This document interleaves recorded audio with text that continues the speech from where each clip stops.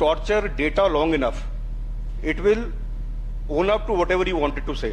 मतलब अगर आप आंकड़ों को अगर काफी समय तक टॉर्चर करते रहेंगे तो जो आप उनसे बुलवाना चाहें आप उनसे बुलवा सकते हैं। तो ये जो पत्रिका है, ये अभिभाषण, ये इसमें सिर्फ डेटा है, और डेटा अगर आप स्टैंड अलोन बेसिस पे देखें तो उसका कोई सिग्निफिकेंस नहीं होता। इसका आपको मैं एग्जांपल देता हूं। एक फिगर है सर, इन्वेस्टर मीट के एमओयू साइन अप की, जिसमें सरकार ने हमेशा ये कहा कि 96,720, बहुत बड़ी फिगर है, 96,720 करोड़ के एमओयू साइन किए। पिछली बार मुझे मौका मिला, मैंने विधानसभा में प्रश्न पूछा कि इनमें से कितने जो एमओयू हैं वो एक्चुअली इन्वेस्टमेंट बनकर प्रदेश के अंदर आए। आपको हैरानी होगी, ये फिगर है 2,710 करोड़ की, जो कि 2.8% है 96,720 करोड़ का। तो तभी मैं बोलता हूं कि अगर आप डेटा को टॉर्चर करेंगे, वो आप उससे जो कन्फेस कराना चाहेंगे आप उसे करवा सकते हैं। अब मैं अभिभाषण पर आता हूं। अगर आप देखिए कि जो भी फिगर हम प्रस्तुत करते हैं, उस फिगर को समझने के लिए दो चीजों की बड़ी जरूरत है कि जो आंकड़ा आपने बोला, उस आंकड़े को या तो आप देखिए कि आपकी कॉन्स्टिट्यूएंसी का इंसान जो है वो उसको किस तरह से रीड कर रहा है, या अगर आप उसकी बात नहीं मानना चाहते, और आप हमारी बात तो मानेंगे नहीं, हम तो अपोजिशन है, हमारे में बुद्धि कम है, तो आप आदरणीय प्रधानमंत्री जी की बात मानिए। उनके बैरोमीटर के हिसाब से हम आपको मेजर करके देखते हैं। 2017 के अंदर जब प्रधानमंत्री जी हिमाचल के अंदर आए और उन्होंने भाषण दिया, उन्होंने बोला कि हिमाचल को वो 5 माफिया से मुक्त कराएंगे। ठेकेदार माफिया, खनन mafia, transfer mafia, drug mafia और वन माफिया। अब इस अभिभाषण को मैं इन माफिया के हिसाब से देखता हूं और इसको मैं अपनी कॉन्स्टिट्यूएंसी से रिलेट करके बताता हूं। सबसे पहले तो जी एक छोटी सी कहानी मैं आपको बताना चाहूंगा। आज से कोई 6-8 महीने पहले टटवाली के गांव में हमारी जनसभा चल रही थी। जनसभा के बीच एक बुजुर्ग औरत आई और वो मेरे को बोली कि एक बार जब तेरा भाषण खत्म हो जाए तो तू मेरे साथ मेरे घर चलना। वो मुझे अपने घर लेके गई। उसके घर के सामने एक पाइप थी, एक 1.5 इंच की पाइप थी। जल शक्ति मिशन में जो है, जल जीवन मिशन में वो पाइप डली थी। वो पाइप सड़क के बीचों बीच पड़ी हुई थी और जमीन से तकरीबन 6 इंच ऊपर थी। उस समय मुझे पहली बार पता चला कि शायद जल जीवन मिशन नाम की कोई चीज है जो हिमाचल में चल रही है और फतेहपुर में इसकी खूब सारी पाइपें आ रही हैं। मैंने जाके हर पंचायत में देखने की कोशिश करी तो वहां पर पता चला कि ये सारी की सारी पाइपें जो हैं, लगभग 80% पाइपें जो हैं ये सड़क के ऊपर पड़ी हुई हैं। फिर बाद में जब और इन्वेस्टिगेट किया तो पता चला कि इन पाइपों को कायदे से तकरीबन 100 सेंटीमीटर जो है जमीन के अंदर दबना चाहिए था, लेकिन ये सारी की सारी पाइपें जो है ये जमीन के ऊपर है। अब इस बुढ़िया ने मेरे को, इस बूढ़ी औरत ने, सम्मा ने मेरे को एक चीज बोली कि बेटा देख, इस बार तो तेरे को मैं वोट दे दूंगी, पर इस बात का तू जरूर पता करना कि ये पाइप जो है ये मेरे घर के बाहर 6 इंच ऊपर सड़क पे कौन बिछा गया। अब जब पता किया तो यही पता चला जी कि एक हमारा एक एंटिटी होती है जो कि जिसको माफिया का नाम दिया गया था एक जमाने में, और ये माफिया जो है ये बढ़ चढ़कर आज एकदम मतलब एकदम जोश खरोश के साथ जो है फतेहपुर के अंदर ऑपरेट कर रहा है, और पाइपों को जिस हिसाब से जो अपने जमीन के अंदर दबाना था वो उस तरीके से दब नहीं रही है। मैं आपके माध्यम से, मैं मंत्री महोदय यहाँ पे बैठे हैं, मैं सिर्फ एक बात ये जानना चाहूंगा कि ये सारी पाइपें जितनी भी बिछी हैं वहां पे, कायदे से इन सबको जमीन के नीचे होना चाहिए था। अगर ये जमीन के ऊपर है तो उसकी जिम्मेदारी किसकी है? आप अगर देखिए हमारे खेतों के अंदर, हमारे गांव की गलियों के अंदर, हमारी सड़कों के ऊपर जो इन पाइपों का जाल बिछ गया है वो कर क्या रहा है? जल जीवन मिशन में आप बहुत अच्छा काम करने का प्रयत्न कर रहे हैं, लेकिन जब आप ग्राउंड पर जाकर हकीकत से जब आप इंसान वहां पे बात करते हैं तो एक ही बात बोलते हैं कि पानी तो इनमें आया नहीं, पर जो हमारी जमीनें थी, जो हमारी नालियां थी, जो हमारी सड़कें थी, उनको बर्बाद करके चले गए हैं। तो आपसे एक रिक्वेस्ट ये है कि ये ठेकेदार माफिया जो प्रधानमंत्री महोदय ने बोला था कि इसको हम कम करने की कोशिश कर रहे हैं, ये जिस प्रकार पनप रहा है, आप ये देखिए इनको संरक्षण कौन रहा है। आप ये देखिए कि किस प्रकार से जो इस काम को हम दोबारा से सही कर सके, किस प्रकार से ये जो पाइपें आज जमीन के ऊपर, हमारी सड़कों के ऊपर हमको मतलब हमारी खिल्ली उड़ा रही हैं, कैसे हम उनको दोबारा वहीं पे दफन करें जहां पे इनकी जो है जो इनकी असली जगह है। तो ये ठेकेदार माफिया के ऊपर एक आपसे मैं दरख्वास्त करूंगा कि किसी ना किसी तरीके से आप इसको ठीक करने की कोशिश कीजिएगा, क्योंकि ये सिर्फ मेरी नहीं, ये पूरे के पूरे हल्के की, मेरी पूरी 52 पंचायतों की 341 रेवेन्यू विलेजेस की एक डिमांड है, जिसके बारे में जिक्र आंकड़े जो इसमें पेश किए हैं, इनके बारे में इसका कोई जिक्र आपको नहीं दिखेगा। दूसरी चीज सर, शिक्षा। हमको ये इंफॉर्मेशन मिली कि 14,000 शिक्षकों की भर्ती जो है ये सरकार कर चुकी है। मैं सिर्फ एक बात करना चाहूंगा कि एक हमारे कुलदीप सिंह है, ये है नंगल पंचायत से, आप जाके कभी इनको बोलिए कि 14,000 शिक्षकों की भर्ती जो है वो सरकार ने करी है, तो ये समझ नहीं पाएंगे कि इनका जो नंगल का स्कूल है जहां पे 14 बच्चियां पढ़ती हैं और जहां पूरे साल केमिस्ट्री का टीचर नहीं आया, तो ये 14,000 जो शिक्षक वहां पे आप भर्ती कर चुके हैं, तो इनमें उसके लिए इसमें क्या था। ललवाना का स्कूल अगर आप देखेंगे 145 की स्ट्रेंथ है, एक मास्टर वहां पे है, एक अध्यापक वहां पे है, और वो अध्यापक भी आजकल बीमार रहते हैं। तो कम से कम हफ्ते में 2 या 3 दिन ऐसे होते हैं कि गांव के लोग वो वहां पे आते हैं, मतलब सिर्फ देखने के लिए कि बच्चे जो है ठीक ठाक वहां पे स्कूल में बैठे हैं कि नहीं बैठे हैं। अब आप ये बताइए कि इनको जाकर हम कैसे बोले कि 14,000 शिक्षक जो है वो प्रदेश की सरकार भर्ती कर चुकी है। किस मुंह से जाकर हम इनको बोलेंगे कि आप जो है कि 14,000 शिक्षक जिस प्रदेश में भर्ती हुए हैं, हम आपके स्कूल में हम एक शिक्षक हम आपको प्रोवाइड नहीं कर पा रहे हैं, तो ये कहां से आंकड़े आपस में मेल खा रहे हैं, बताइए ना।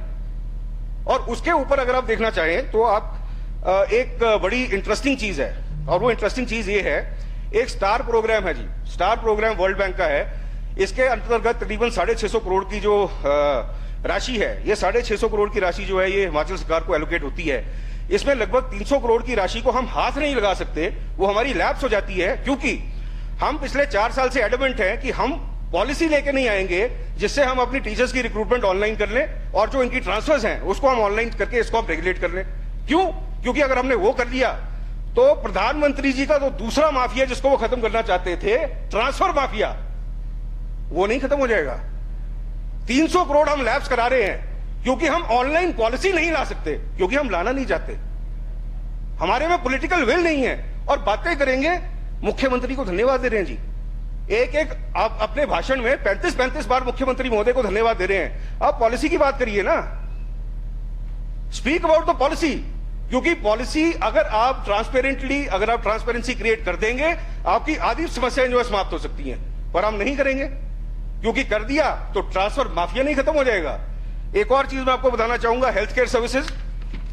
हेल्थ केयर सर्विसेज के ऊपर अगर आप देखें, हमने बहुत भयंकर काम किया हेल्थ केयर में। कम्युनिटी हेल्थ सेंटर रे, एज ए स्पीक टुडे, आज मतलब आप मैं यहां पे आपके सामने खड़ा हूं, ये हमारा एक डेमोक्रेसी का मंदिर है। कम्युनिटी हेल्थ सेंटर रे 9 पंचायतों को केटर करने वाला इकलौता हॉस्पिटल, 25,000 की पॉपुलेशन को केटर करने वाला इकलौता हॉस्पिटल, आज एक भी डॉक्टर उस हॉस्पिटल में नहीं है। और आप ये बोलते हैं कि 850 MD हम हर साल निकाल के मतलब हम जनता को समर्पित कर रहे हैं। हाँ, 1728 है कहां ये? आप जाके रे में, टिटवाली में, डूखर में आप जाके बोलिए ना कि 1728 लोग निकल रहे हैं, पर तुम्हारे लिए हम डॉक्टर नहीं दे सकते। हाँ जी, आप ना देखिए, ऐसा है, डॉक्टर देना आपकी जिम्मेवारी है, ठीक है। आपकी अगर ट्रांसफर पॉलिसी, मतलब आपके डीओ नोट लेके ना आप ऐसे मंत्रियों के पास अगर ना जाएं, ट्रांसपेरेंटली ट्रांसफर पॉलिसी आप लेके आइए, ट्रांसपेरेंसी, आप पोस्टिंग की पॉलिसी लेके आइए। हम नहीं लाएंगे, आप नहीं लाएंगे, पोस्टें भरिए, आप सैंक्शन पोस्टें भरिए, आप नहीं भरेंगे, आप नहीं भरेंगे। सोया नहीं हूं, जागा हूं, आपको जगाने की कोशिश कर रहा हूं, जाग जाओ, जागिए। नहीं, जागे नहीं है, आपकी नींद उड़ गई है, आप जागे नहीं है, आपकी नींद उड़ा दी है आपने, आपकी नींद उड़ाई हुई है। और आगे आप सुनिए, आगे सुनिए, आप शांत रहो, आगे सुनिए। फतेहपुर सिविल हॉस्पिटल, रैन सिविल हॉस्पिटल, एक भी स्पेशलिस्ट डॉक्टर नहीं है, एक भी स्पेशलिस्ट। यार शर्म करो, शर्म करो, शर्म करो, शर्म, ठीक है। और शर्म होती तो सर मतलब इस पार्टी में नहीं होते ना, शर्म तुम्हें आनी चाहिए। सरकार तुम्हारी है कि मेरी है? सरकार तुम्हारी है, मेरी है? नहीं, तब थे। आराम से बात करो। माननीय सदस्य, सिविल हॉस्पिटल फतेहपुर। आप मेरी तरफ बोलिए ना, आप उधर को क्यों बोल रहे हैं? Ask him to speak in a language which is actually becoming of a member. ठीक है जी, मवालियों की ये ग्रुप नहीं है। This is your responsibility, sir. I request you.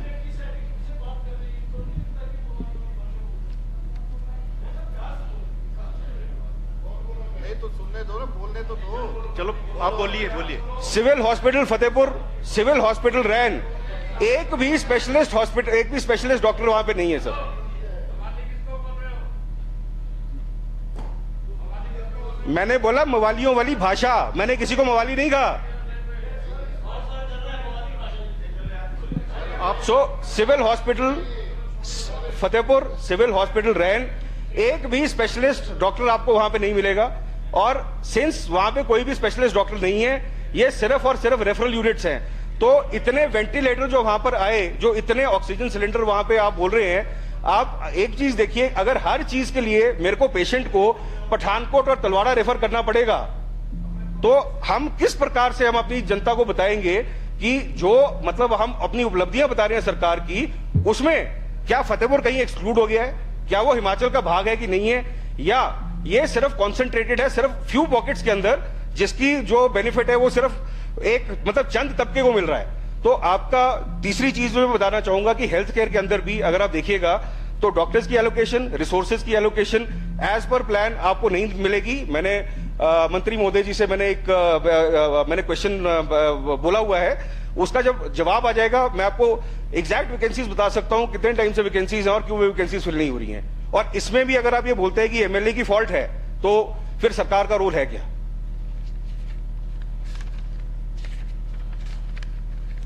तीसरी चीज सर, चौथी, ड्रग माफिया।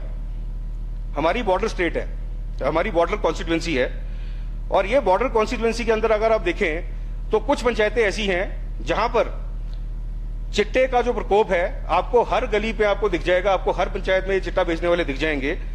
पिछली बार एक मीटिंग के अंदर एक और मेरी नेबरिंग जो एमएलए हैं उन्होंने ये सवाल उठाया था, और ये सवाल उन्होंने ये उठाया था कि हमको शायद पुलिसिंग मैकेनिज्म बढ़ाना पड़ेगा और हमको पुलिस की तादाद बढ़ानी पड़ेगी। उस समय डीजीपी महोदय ने खड़े होकर एक जवाब दिया था और उन्होंने ये बोला था कि it is not the quantity of policing but the quality of policing that will make a difference.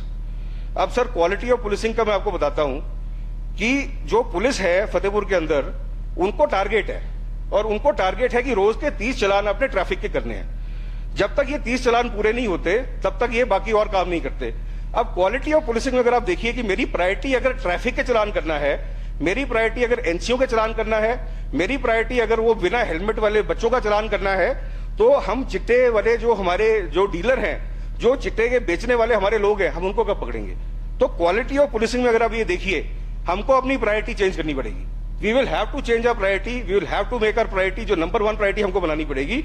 ये हमारा जो ड्रग का मेनेस है बॉर्डर एरिया में, या तो हम पुलिसिंग का मैकेनिज्म बढ़ाएं, या हम टारगेट ये दें कि कम से कम 5 आप लोग तब अरेस्ट कीजिए 1 महीने के अंदर अंदर। और मैं ये मानने को तैयार नहीं हूं कि जिस प्रकार ये प्रकोप वहां पर फैला हुआ है, जिस प्रकार ये डीलर्स का नेटवर्क वहां पर है, अगर हमारे में पॉलिटिकल विल है और अगर हमारे में पुलिसिंग मैकेनिज्म में हमारे पास इंफॉर्मेशन है, तो मैं मानने को तैयार नहीं हूं कि हम इसको मैनेज को कंट्रोल नहीं कर सकते। तो एक और बात, जो ड्रग माफिया के ऊपर अगर आपने अटैक करना है, पुलिसिंग मैकेनिज्म में मेरे को अपने टारगेट चेंज करने पड़ेंगे। मेरे को ट्रैफिक के 30 चालान नहीं चाहिए। जो भी इंस्ट्रक्शंस देते हैं आप प्लीज उनको बोलिए, ट्रैफिक के 30 चालान के बजाय रिसोर्सेज को मेरे को वहां पर लगाना चाहिए जहां पर हम इस ड्रग मेनेस को अरेस्ट कर पाए।